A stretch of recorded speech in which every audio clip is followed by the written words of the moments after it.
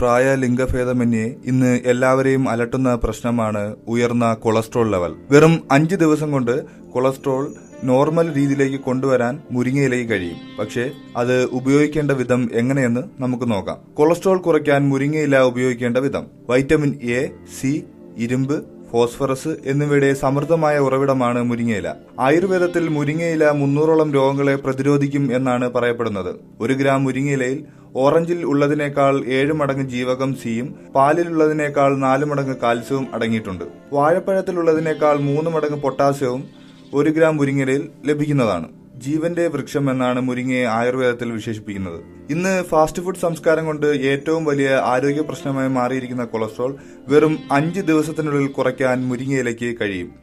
മുരിങ്ങയിലയുടെ ഒരു പിടി ഇലകളെടുത്ത് ഒരു പാത്രത്തിൽ നിരത്തിയിടുക. അതിനു മുകളിലേക്ക് ചുടു ചോറ് നിരത്തുക. തിളപ്പിച്ച ഉടൻ തന്നെ ചോറ് ഇലയുടെ മുകളിൽ ഇടേണ്ടതാണ്. ചോറ് തണുത്തതിനു ശേഷം സാധാരണ ഉപയോഗിക്കുന്ന കറികൾ കൂട്ടി ചോറ് കഴിക്കാം. ചോറിനൊപ്പം പാത്രത്തിൽ നിരത്തിയിട്ടിരിക്കുന്ന മുരിങ്ങയിലകളും കഴിക്കുക. അത്താഴത്തിന് 1 നേരം മാത്രമേ ഇவ்விധം മുരിങ്ങയില കഴിക്കാൻ പാടുള്ളൂ. ഇങ്ങനെ 4 ദിവസം തുടർച്ചയായി മുരിങ്ങയില കഴിക്കുക. പിന്നീട് ലാബിൽ പോയി നിങ്ങളുടെ കൊളസ്ട്രോൾ ലെവൽ പരിശോധിക്കുക. നിങ്ങളുടെ കൊളസ്ട്രോൾ ലെവൽ നന്നായി കുറഞ്ഞിരിക്കും. കൊളസ്ട്രോൾ ലെവൽ നോർമലായാൽ പിന്നീട് മുരിങ്ങയില ഈ വിധം കഴിക്കുന്നത് നിർത്താവുന്നതാണ്. മാത്രമല്ല 4 ദിവസത്തിൽ കൂടുതൽ മുരിങ്ങയില ഉപയോഗിക്കാനും പാടില്ല.